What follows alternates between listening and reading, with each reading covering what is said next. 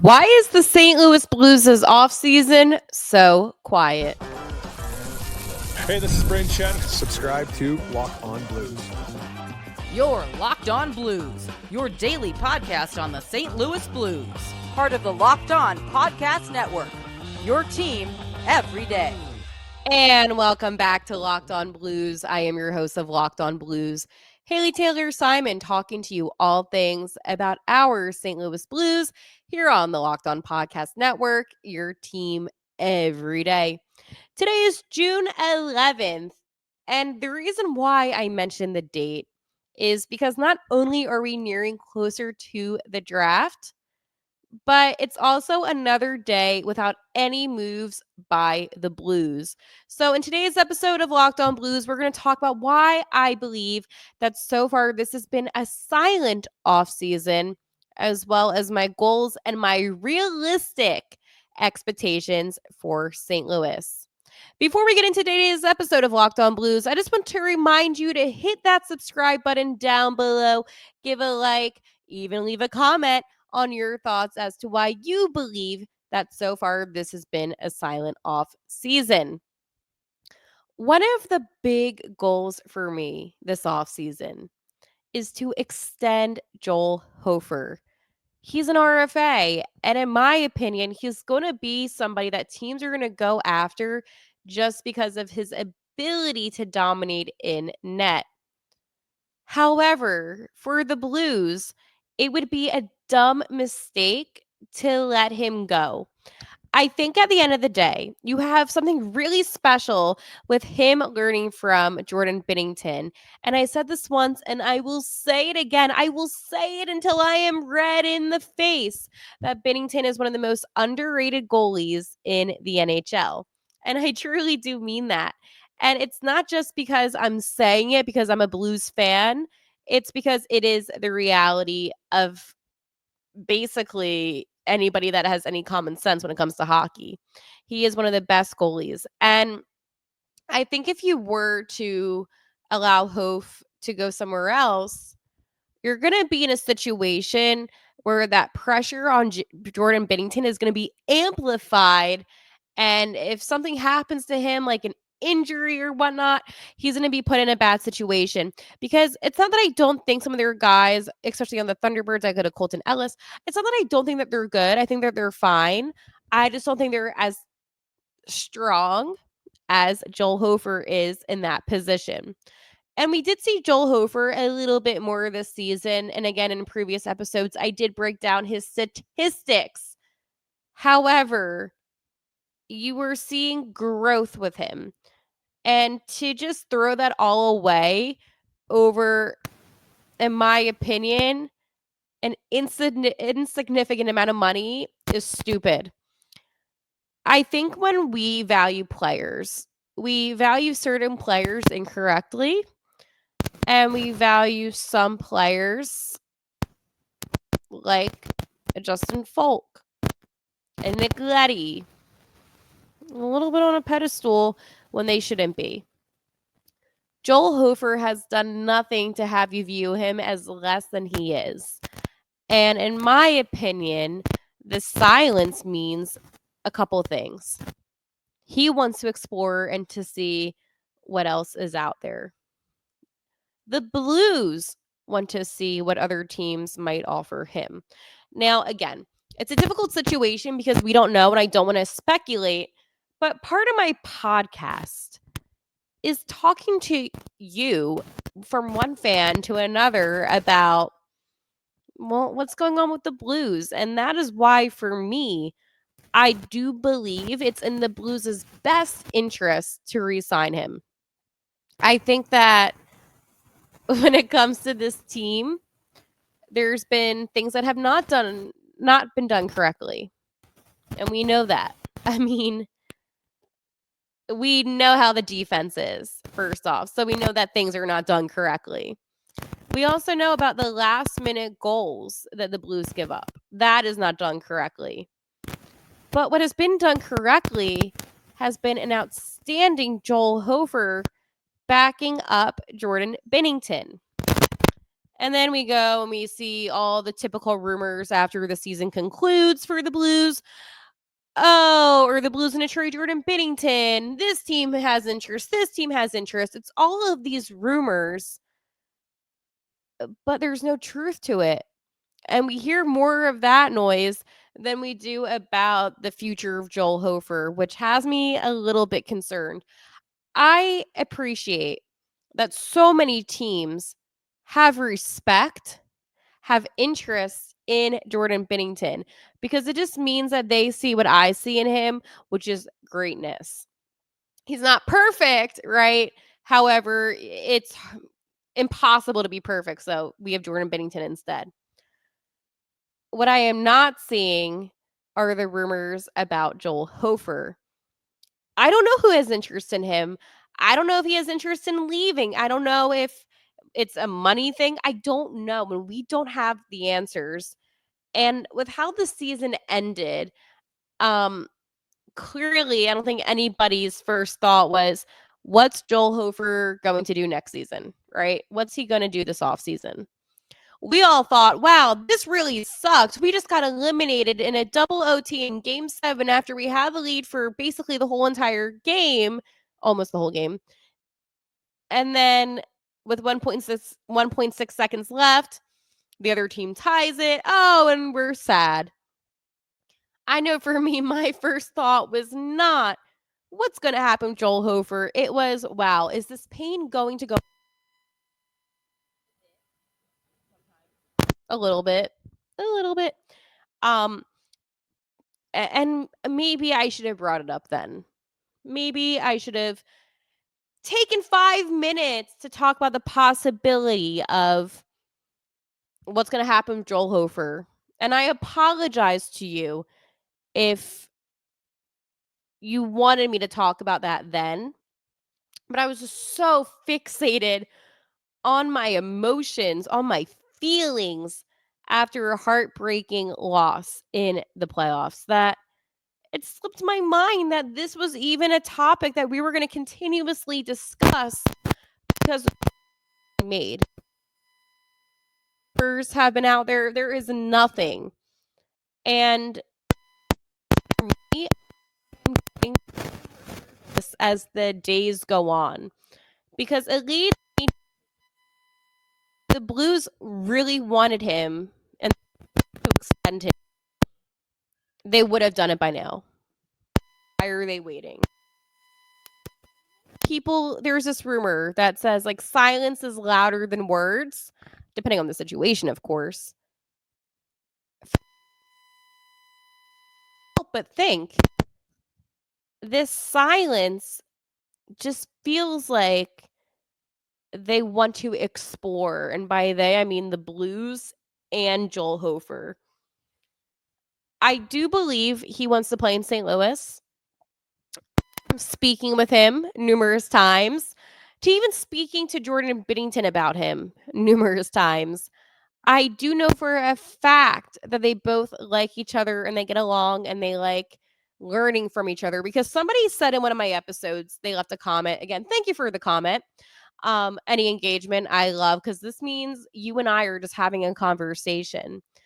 But somebody said, hey, Hale, why does it matter if Jordan Binnington and Joel Hofer get along? And I think that was actually a good question because a lot of people look at the starting goalie and the backup goalie and they don't really think how they could work together in a sense. I think when you have a young Joel Hofer, right, early mid-20s, and then you have a Jordan Binnington, 30s, you're able to learn a lot. As the younger guy within Joel Hofer, he's able to learn from Binnington's experience. I mean, Binnington came in his rookie season and won a Stanley Cup. So clearly, Binner knew what he was doing off the bat. But again, you have to look back at Jake Allen. Like, there's other factors that contributed to Jordan Binnington's success.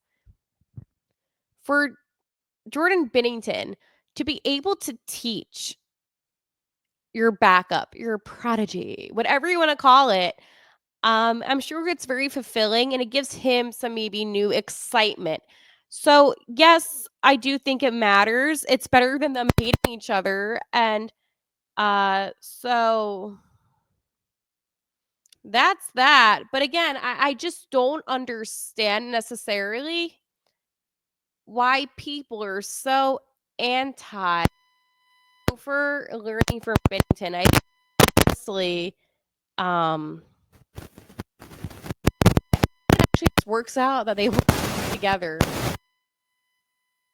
Wonderful pistachios.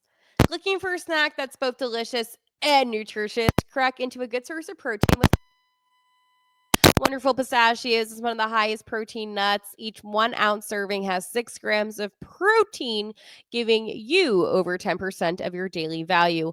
Plus, they're packed with fiber and better for you unsaturated fats to help keep you feeling fuller longer. Personally, I love the no shells variety. It's the perfect grab and go snack for busy days, whether I'm snacking at my desk on a road trip or I just need a quick protein boost. They're always my go to. And if you love cracking open every single shell for that satisfying crunch, shell options are a classic favorite. Personally, my favorite because I like to actually open up the shell for that satisfying. So for you, recommend snackin' and get cracked with a snack that packs a protein punch. Visit wonderfulpistachios.com to learn more.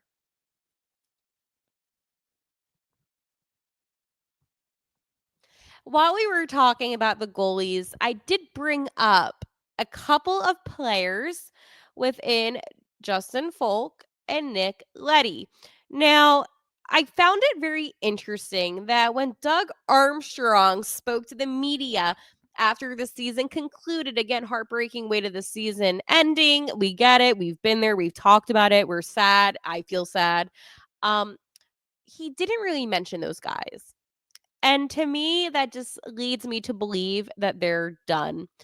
I think that come July 1st, trades will happen. I do. I think right now, I don't suspect anything is going to happen in June. I think it's just going to be the draft, maybe a draft pick. I don't know necessarily. The more we get closer to the draft, the more there is a part of me that thinks, well, we only have a couple picks. We have like 3 picks. Might as well just use them all. Like, I don't think anyone's gonna be over the moon about getting the 19th overall draft pick in a draft class that's not that talented. Sorry, that's the reality. So I do feel like right now it's just going to be silence. It sucks because like all these other teams have like new coaching hires. Um, they have like a lot of rumors going on, and then the Blues, it's like nothing, like usual with us. But it doesn't mean that it's going to be a silent off season going forward. I think that again, with potentially getting rid of 2 of your defensemen, you're going to need a strong defenseman to then come in and replace that talent. So I still think Ivan Provorov from Columbus. I also think for the Blues is that they're going to maybe get an RFA or a free agent. Whoever. I still think Sam Bennett would be kind of cool, even though like I know people are going to be like, oh my God, Haley, don't say that. Whatever. Have you been watching the finals? I'm a fan. But I think overall, the silence could also be a good thing because it means that the Blues might just be super low key about the decisions that they're going to make, which sometimes is for the best. As much as I love rumors and as much as I love, like, the speculation, there is also a part of me that trusts Doug Armstrong and Steen so much in their decision making that I know that at the end of the day, they're already plotting something. They are. It's not like one of these situations where it's going to come out of the blue, ironically. They're already plotting their next move. So What do I think that next move will be? I don't know because there is no indication. I have gone crazy by going back and rewatching, the pressers and everything during those exit interviews. And I'm trying in my head to come up with potential scenarios, and I just can't do it.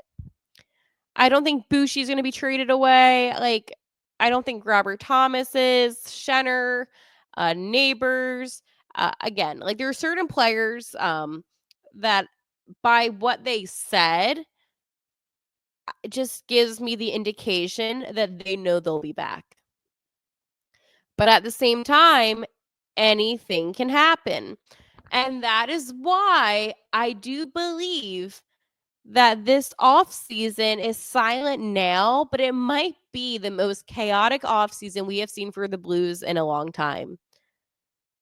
And no, I don't think Colton Parayko is going anywhere because I know what you're thinking. Or Jordan Kyrou. I think Kyrou will be fine. But there are some other players, and I think Texier will be fine too. But there are some other players that are kind of like up for grabs, right? And while maybe the players, some of them who I haven't even named, and I'm sure you can think of guys on the Blues like a Sonny, a Walker, a Tucker, maybe some guys that you just don't think of automatically. Maybe they'll be packaged together and that will be involved with a trade with some maybe draft picks. And then the Blues will get a bigger name back. I just think there's going to be a lot of shuffling. And that is what I mean by chaotic. I don't think it's going to be chaotic in the sense of, oh my gosh, the Blues traded Robert Thomas. Like, no, that is, first off, not going to happen. And secondly, really? You think I'm going to be a clickbait kind of person? Nope. But I think that you can leverage higher value talent while packaging together maybe some lesser of the talent, if that makes sense. Again, all these players are talented, and that's not what I was trying to say or indicate, but you get what I am throwing down. I think that this offseason, though, is going to be one of the most serious off seasons for Doug Armstrong as his time for GM is nearing an end. And I am sure, Doug is always going to be a legend, right? He got us a Stanley Cup for crying out loud. But I am sure he wants to go out doing everything possible to set up Steiner for success.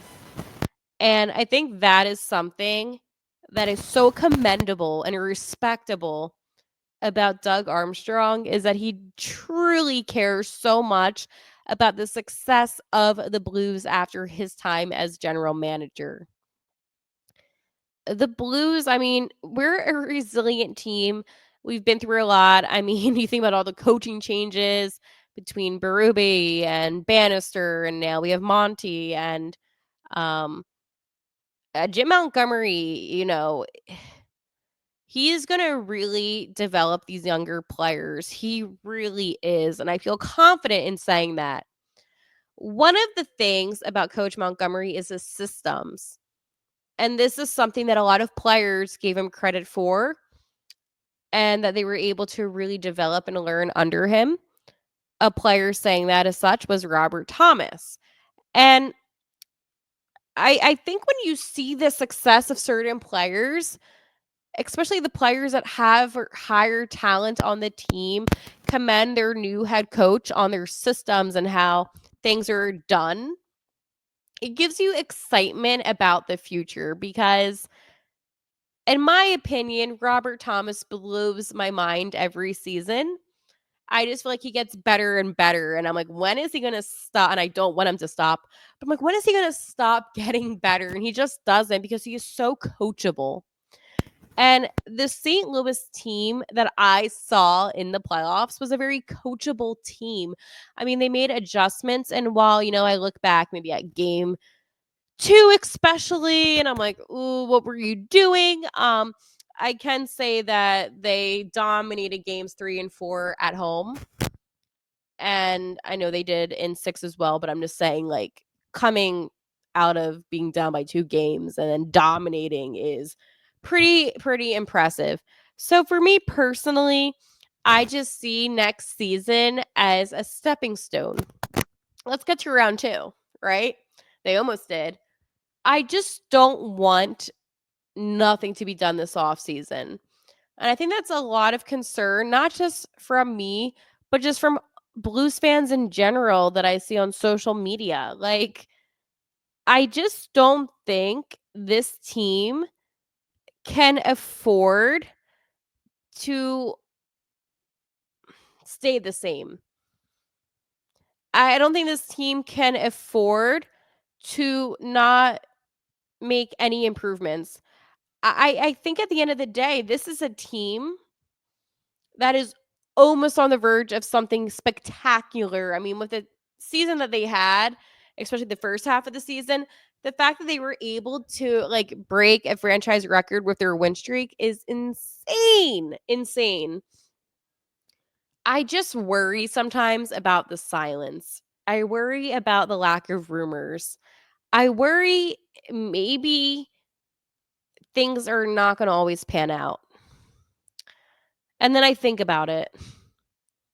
The Blues, I mean, the Blues are maybe one of those teams that are always counted out. They're always counted out. When it comes to big names being free agents, of course, they're the one team that nobody thinks, oh, they can get them because it's just the Blues. Well, why not? Like, this is a team, and I think this is my main point of my frustration with how the national media perceives the Blues and how just NHL fans in general perceive the Blues. This is a team that won the Stanley Cup in the past decade. This is a team that has a coach within Jim Montgomery, who, by the way, not for nothing, um, is one of the best coaches this team has had in a while.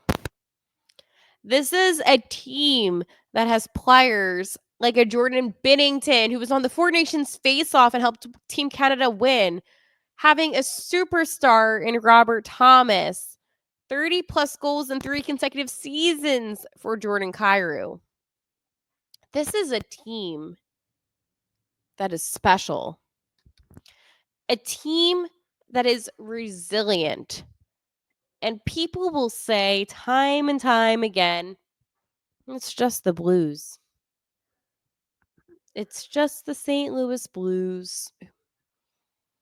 Why wouldn't a player want to go to St. Louis right now? If I were playing hockey, let's go say for jokes aside, I'm playing on the Blackhawks, right?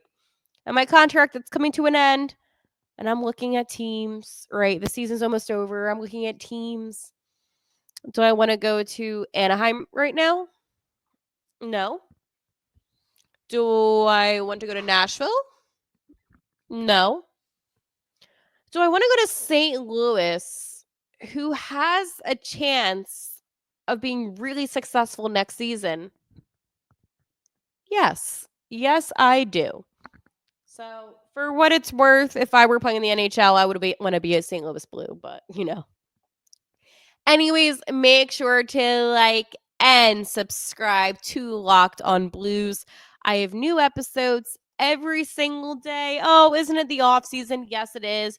But this allows us to have these more in-depth kind of conversations about the team, about what we want to see, and so much more. Because during the regular season, let's face it, we're so busy talking about the exact moment of what is going on rather than taking time to reflect on what needs to happen.